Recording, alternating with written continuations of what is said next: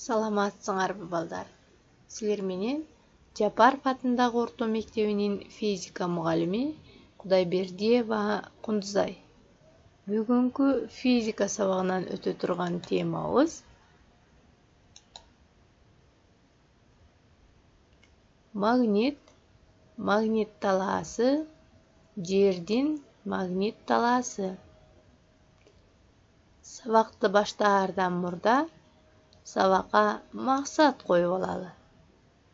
Бүгүнкү сабактын максаты магнит жана магнит талаа жөнүндө жаңы түшүнүктөр менен таанышасыңар, заттардын магниттик касиеттерин окуп үйрөнөсүңөр, магнит жана магниттик талаанын жашоо турмушта техникада колдонулушун көрөсүңөр, жердин магнит талаасынын биздин жашоо турмушка тийгизген таасирин билип аласыңар. Анда эмесе сабакты баштайбыз. Бул магниттер. Магниттин экиге бөлүнүшү табигый түрдө жана жасалма түрдө. Ошондой эле жасалма түрдөгүсү така түрүндө жана тактайча түрүндө көрүнүп турат. Магнит термини. Магнит деген термин грек сөзүнөн алынып, ошол эле кездеги Магнесия деген байыркы шаардын атынан калган деген божомолдор бар. Жана Магнесия ташы дегенди билдирет. Балдар, бул Магнесия шаарынын көрүнүшү. Магниттин уюлдары. Магниттелген заттын магниттик күчтөрү көбүрөөк болгон учтары магниттин уюлдары деп аталат. Мына силер көрүп тургандай, магниттин эки уюлу бар экендиги төмөнкү сүрөттө көрүнүп турат. Магниттин бир уюлу түндүк уюл, ал эми экинчи уюлу түштүк уюл деп аталат. Эгерде магниттин окшош уюлдары же болбосо бир аттуу уюлдары бири-бирине жакындаса, анда алар түртүлүшөт. Ар башка аттуу уюлдары бири-бирине жакындаса, анда алар тартылышат. Мына бул жерде силер магниттин уюлдарынын түртүлүшүн көрүп турасыңар. Ошондой эле тартылышын көрүп турасыңар. Бул жерде тартылып, бул жерде түртүлүп жатат.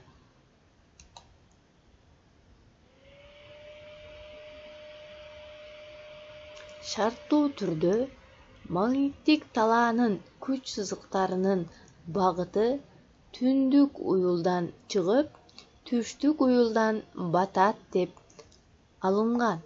Мына бул жерде көрүнүп турат. Түндүк уюлдан башталып, түштүк уюлдан бүтүп жатат. Бул магниттик күч сызыктар.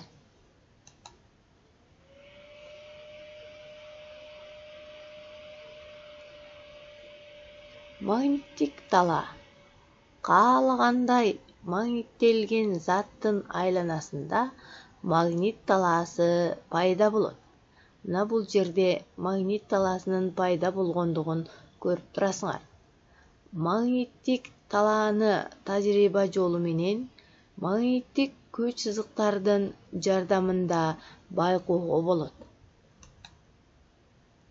Мына бул жерде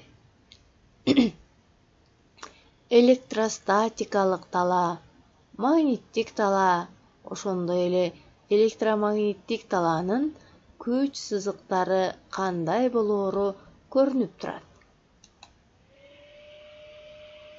Магниттин колдонулушу. Магнит биздин күнүмдүк турмушубузда өтө кеңири колдонулат. Алсак, компьютерде, колонкада, мотоциклде, фотоаппаратта, ошондой эле ар кандай техниканын түрүндө магнит өтө кеңири колдонулат.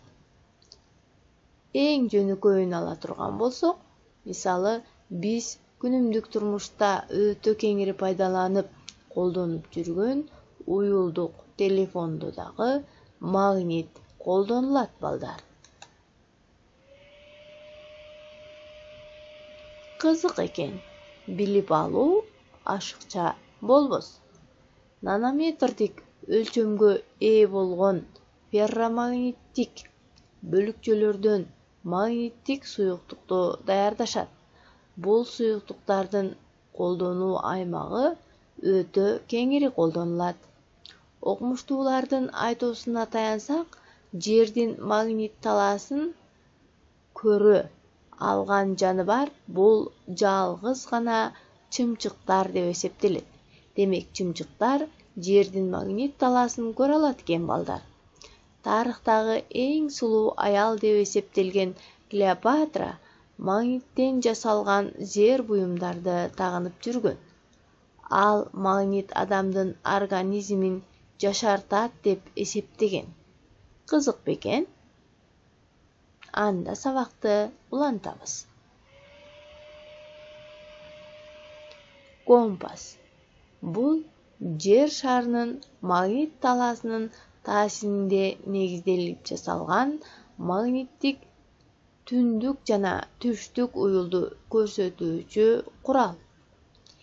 Италиянын компрассио сөзүнөн алынган кыргызча кадам менен өлчөө дегенди түшүндүрөт, же болбосо билдирет. Вертикалдык окко эркин бекитилген магнит жебесинен турган бул компастын көрүнүшү. Компастын пайда болушу. Компас кайдан пайда болду? Компас биринчи жолу Кытайда 4-5 кылымдарда пайда болгон. Деңиз компасын 1282 жылдары кыпчактар колдонушкан. Европа болсо компасты 12-13 кылымдарда гана колдоно баштаган.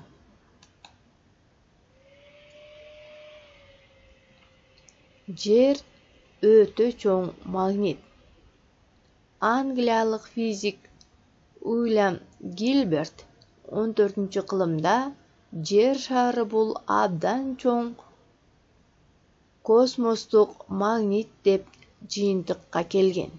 Бул Уильям Гилберт 1544-1603 жылдары жашап өткөн. Жердин магнит талаасы. Жердин суюк катмарынын жылышуусунун натыйжасында электрондордун багыттуу кыймылынан электр тогу пайда болот. Ал эми электр талаасы өз кезегинде магнит талаасын пайда кылат. Мынакей, балдар.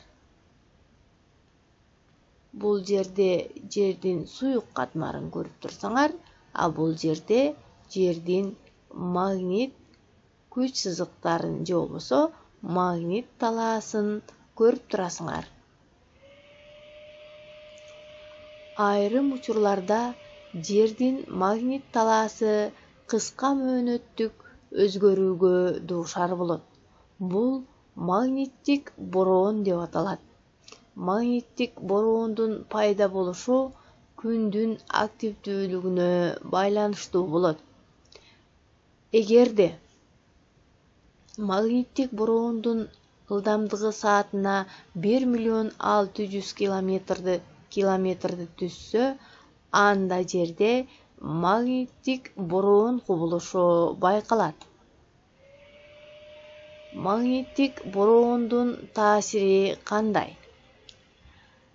Адамдарга, канаттууларга, техникага, жаныбарларга өз таасирин тийгизет. Магниттик аномалия жердин кээ бир аймактарында темир кенинин чектен ашык жайгашуусу менен түшүндүрүлөт. Аномалия латын сөзү кыргызча которгондо айырмалуу же адаттагыдай эмес дегенди түшүндүрөт. Уюлдук жаркыроолор магниттик бороондун жердин атмосферасынын бөлүкчөлөрү менен кагылышуусундагы атмосферанын жаркыроосуна. Бул жерде уюлдук жаркыроо кандай болоору көрүнүп турат. Мынакей балдар, уюлдук жаркыроодо эмне болот? Ядронун орбитасынан фотоэлектрон жана электрон бөлүнүп чыгат. Кызык экен. Муну да билип алууга тийишпиз. Ааламда эң күчтүү магнит талаага ээ болгон нейтрондук жылдыздар болуп эсептелет. Алардын магнит талаасы жердикинен миллиарддаган эселерге күчтүү болот.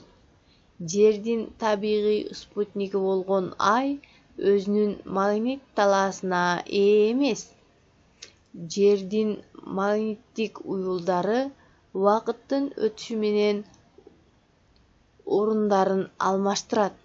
Окумуштуулардын тактоосу боюнча акыркы 160 миллион жыл ичинде магниттик уюлдар 100 жолу алмашкан. Акыркы алмашуу 720 000 жыл мурун болуп өткөн. Эми өтүлгөн сабакты бышыктап алалы. Жердин магнит талаасы кайдан келип чыгыптыр балдар? Билебизби? Магниттик бороон жөнүндө эмне билесиң? Магниттик уюлдар, уюлдук жаркыроо деген эмне? Магнит эмнени түшүндүрөт? Магниттин канча уюлу бар? Мен ойлоймун, бул суроолорго толугу менен жооп таба алдыңар. Азаматсыңар. Анда эмесе үйгө тапшырма алабыз. Үйгө тапшырма окуу китебиңердеги 1 жана 2 параграфты окуп, керектүү жерлерин конспекттеп алабыз. Саламатта калгыла.